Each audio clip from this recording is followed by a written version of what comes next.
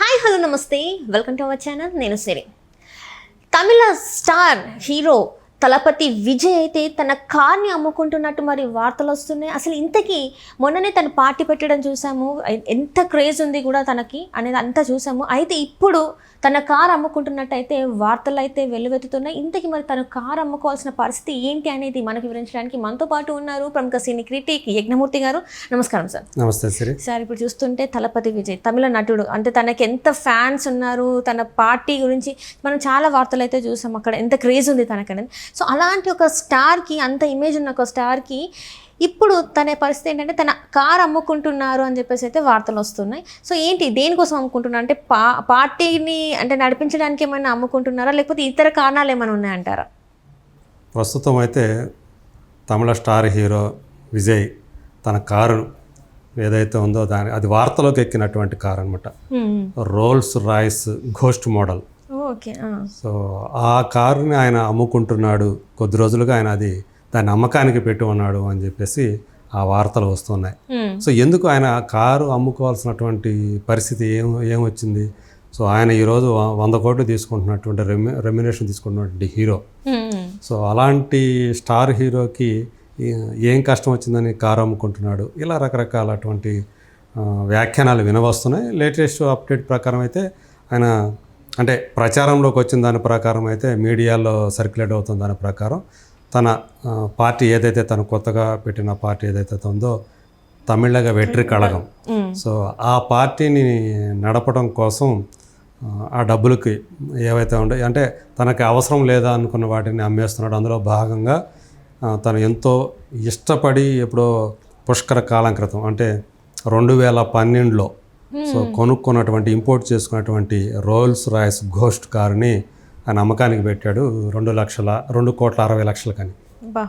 So ఆ డీలర్కి అంటే తను ఎవరైతే దాన్ని డీల్ చేస్తున్నారో ఆ డీలరు దాన్ని 2,60,00,000కి పెట్టారు. వాళ్ళు కూడా దాన్ని సోషల్ మీడియాలో కూడా తమ అకౌంట్లో పోస్ట్ చేశారు వాళ్ళు.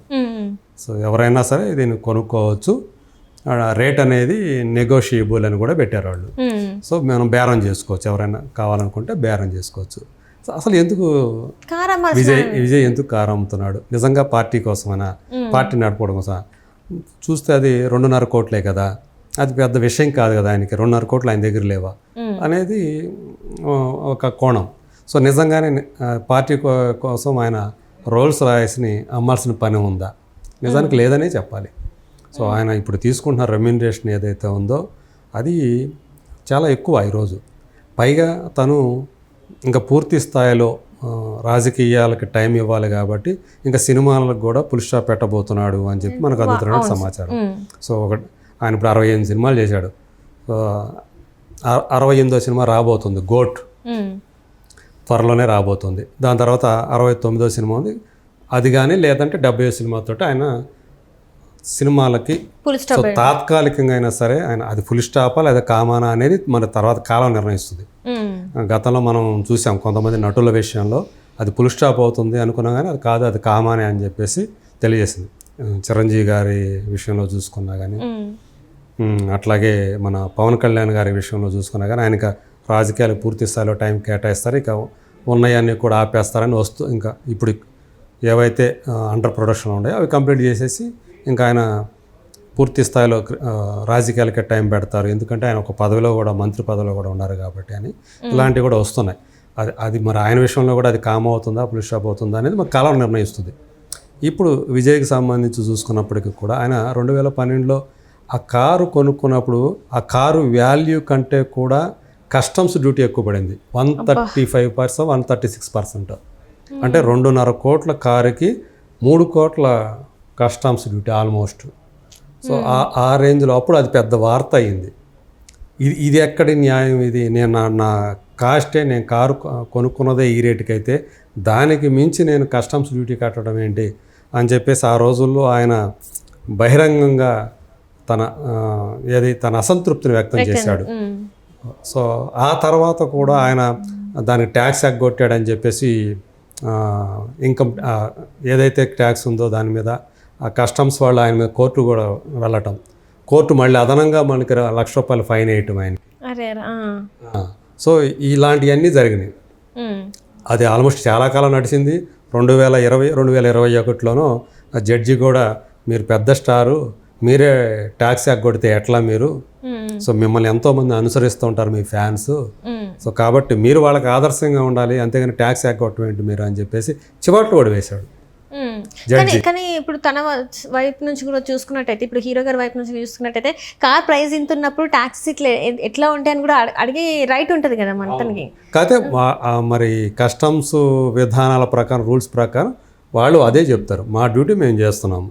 సో ఈ కారు మీరు ఇక్కడ నడపాలి అంటే, ఇక్కడ దీన్ని చేయాలంటేగా మీరు ఖచ్చితంగా ఇంత కట్టాల్సిందే, డ్యూటీ కట్టాల్సిందే అని చెప్పేసి ఆ డ్యూటీ ఇంపోజ్ చేయటం. సో మొత్తానికి అవన్నీ నడిచినవి ఆయన కడుతూ వచ్చాడు. ఇంకా వద్దనుకున్నాడు ఆయన. సో దానికి సంబంధించిన అన్నీ కూడా పూర్తి చేసేసి ఇంకా అమ్మకానికి పెట్టేశాడు. సో ఎవరైనా సరే దాన్ని ఇప్పుడు కొనుక్కోవచ్చు. సో ఆల్మోస్ట్ ఒక 1 వీక్ నుంచి ఎంతో అది అమ్మకానికి సిద్ధంగా ఉన్నట్లుగా వాళ్ళు ఆ డీలర్స్ కూడా వాళ్ళు ప్రకటించారు. వాళ్ళ సోషల్ మీడియా అకౌంట్లో కూడా వాళ్ళు పెట్టారు. సో చాలా కండిషన్లో ఉంది. మొత్తం ఏ ఫీచర్స్ అయితే ఉన్నాయో అవన్నీ కూడా పర్ఫెక్ట్గా నడుస్తున్నాయి. సో ఎక్కడ కూడా ఎలాంటి డ్యామేజ్ లేదు, ఇవన్నీ కూడా వాళ్ళు చెప్పుకుంటూ వచ్చారు. సో ఇప్పుడు ఎందుకు విజయ్ దాని కారు అమ్ముతున్నాడు అనేది మాత్రం ఈ కథనాలు అయితే బయట అయితే రకరకాల కథనాలు అయితే ఉన్నాయి. అంటే 100 crores తీసుకుంటున్న హీరో 2 కోట్ల కోసం ఎందుకు మరి ఇట్లాంటి చేస్తున్నారు అని చెప్పేసి కూడా డౌట్ వస్తుంటుంది. తన ఫ్యాన్స్కి అంటే ఆల్రెడీ మనం చూసాం తమిళ్లో ఏంటంటే ఫ్యాన్ వార్ ఎక్కువ ఉంటుంది. సో ఇలాంటి పరిస్థితులలో ఇప్పుడు మళ్ళీ ఇది ఒక ఇష్యూ లాగా రేజ్ అయిపోయి సోషల్ మీడియాలో ఇది ఒక న్యూస్ లాగా అయిపోయి వాళ్ళు వీళ్ళు కొట్టుకోవడం అంటే మాటల యుద్ధమే జరుగుతూ ఉంటుంది. సో పైగా ఆయన మరీ దాంట్లో ఎక్కువ ప్రయాణం చేసినట్టుగా లేడు. ఎందుకంటే ఈ 12 సంవత్సరాల కాలంలో దాని మీటర్ చూపిస్తున్నది 20,000 కిలోమీటర్లు తిరిగిందనే చూపిస్తుంది. 12 సంవత్సరాలలో 20,000 అంటే ఆయన దాన్ని ఎక్కువ యూజ్ చేయలేదని అర్థమవుతుంది. కాకపోతే ఇక పుష్కర్ కాలం అయిపోయింది కదా, 12 ఏళ్ళు అయిపోయింది కదా, ఇంకా దీన్ని వేరే ఇప్పుడు ఆయన గ్యారేజ్లో చాలా కార్లు ఉన్నాయంట. సో ఇది తిరిగి ఆయన దృష్టిలో ఇది పాతపడిపోయింది ఏం బహుశా, అందు గురించి ఇంకా కొత్త కార్లు ఇంకేమైనా కొత్త కారు తీసుకోవాలనుకుంటున్నాడము, అందుకని దాన్ని అమ్మకానికి పెట్టడము, అది ఒక యాంగిల్ కూడా అనుకోవచ్చు.